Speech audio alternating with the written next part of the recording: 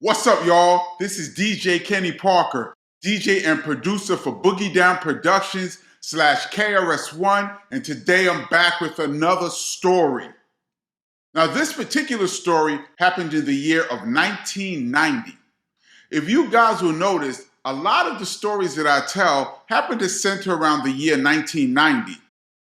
1990 was the first year that I DJ'd for Boogie Down Productions, and a lot of crazy and weird and hilarious things happened during the year of 1990. So I'm gonna get to further years later on, but first I gotta get all of this crazy stuff that happened in my first year of DJing out to you guys. So bear with me. Let's go.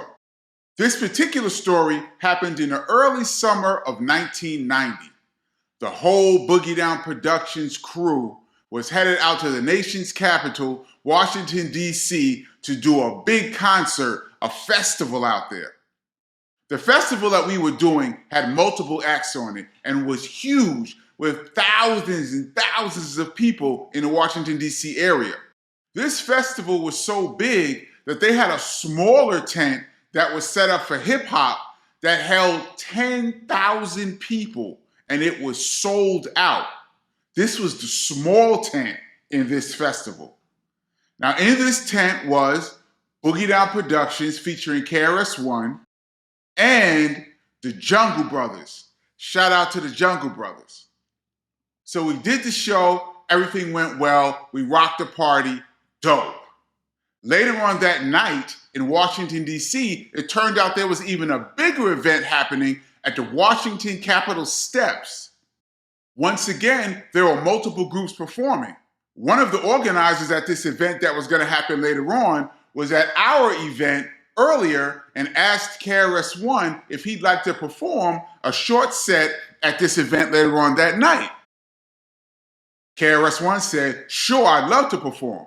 So we ended up having 2 shows that day. What I didn't realize was actually how big this concert was at the Capitol steps. 350,000 people were at this event. It looked like the I Have a Dream speech. Out of all the groups that were slated to be on the bill, they had one huge multi-platinum hip-hop act scheduled to perform. Since we were a last-minute addition to the bill, they asked the big platinum hip-hop artists if they would mind letting Boogie Down Productions use their equipment for a short 8-minute set.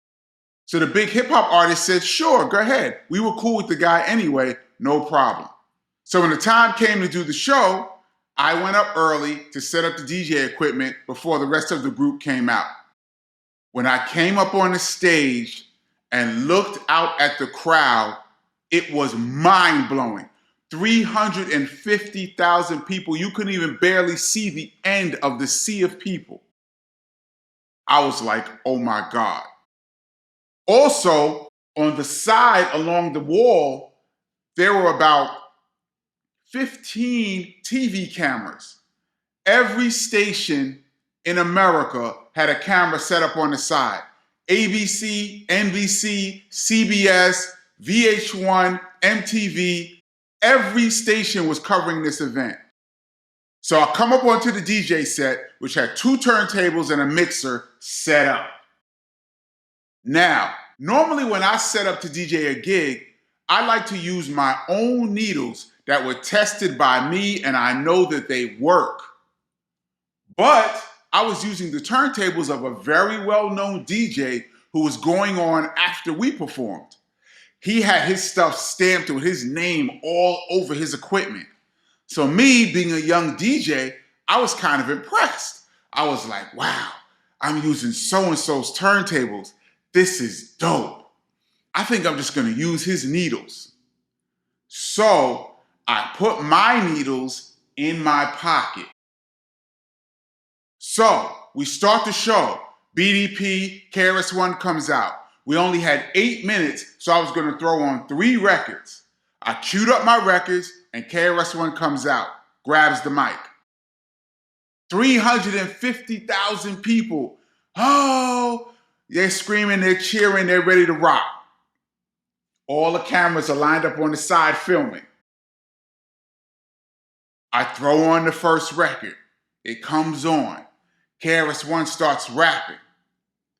All of a sudden, the record starts skipping back. Like that. In front of all of these people. Oh no. So now when the record starts skipping, the whole crowd, 350,000 people, all turned and looked at me. Like, what are you doing in front of all these people? So now I'm like, oh my God. Now, normally, KRS-One and I will be prepared in case a record skipped. If the record skipped forward, what I was supposed to do was find the plays and cut it back in on time, and KRS-One would keep rapping. But the way this record was skipping, cha-ching back, it kept catching the same spot. There was nothing you can do. So immediately KRS-One goes, Will, cut that off. So I pulled the record back. So now I'm thinking to myself, oh man, something's wrong with this turntable. I can't use this turntable. I only got 2 more records. I'm just gonna rock this one turntable. So KRS goes, all right, Kenny, drop the next beat.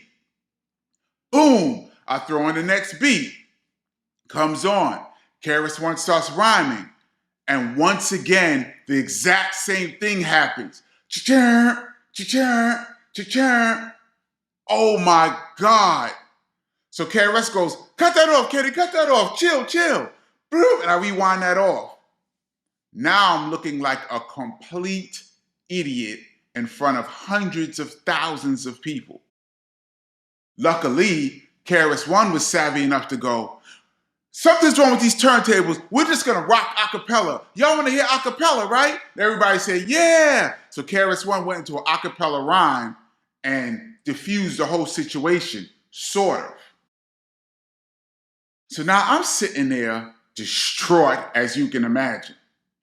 Later on, I found out that the platinum rapper that was coming on after us was playing his music from a reel-to-reel. So he didn't really use the turntables. The turntables that he had were just props. So the needles that were on the turntables were actually mangled in the front and shouldn't have been used. I had my own needles in my pocket. All I had to do was change the cartridges. It would have took me 30 seconds. But because I was caught up in the fact that I was using some big artist's turntables, I left the needles on there and played myself.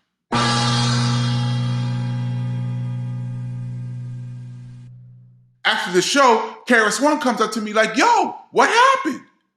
And I apologized. I said, yo, Chris, I'm sorry. I used the needles that were already up there. Turns out they weren't good needles, and I should have used the needles that I had. I learned a valuable lesson that day. Never trust anyone else's equipment but your own. And for all my DJs out there, if you can't use your own equipment, make sure you get at least a minute or so to test the equipment that you're using. Never trust anyone else's equipment. Amazingly, me playing myself in front of 350,000 people was not the craziest part of the night. The craziest part of the night was the freestyle that KRS-One did.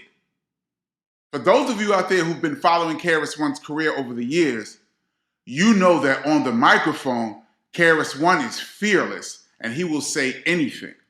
In this freestyle that KRS-One said on the steps of the Capitol in Washington, D.C., in front of 350,000 people, KRS-One called the President of the United States a word that rhymes with hating and starts with an S. What we found out later was when KRS-One said this word about the President of the United States, the Secret Service, who were also in attendance, started flipping through their notes and getting on their earpiece going, who is this person? Who is this person? And how did he get on this bill? Keep in mind, Boogie Down Productions was not originally slated to be on the bill. We were a last minute addition, so we weren't vetted by the Secret Service. So when KRS-One got up there and called the President of the United States the S word, the Secret Service was not happy. When we came down off the stage, they started following us around the venue. Trust me, y'all, when I tell you, it got so serious that KRS-One's PR person, shout out to Layla, was so concerned that the Secret Service might do something to KRS-One that she walked up to him, got right up on him and put her arm under his arm and walked with him side by side as we walked out of the venue. Her attitude was, maybe they won't do anything to Chris if I'm standing right there with him. That's how serious it got with the Secret Service. Amazingly, this wasn't the first time that KRS-One got in front of a crowd and insulted the leader of a nation. Only a few months earlier, we were out in the UK, in London, and KRS-One said this. Black people unite! White people unite! Oriental people unite! Indian people unite! And fuck Margaret Thatcher!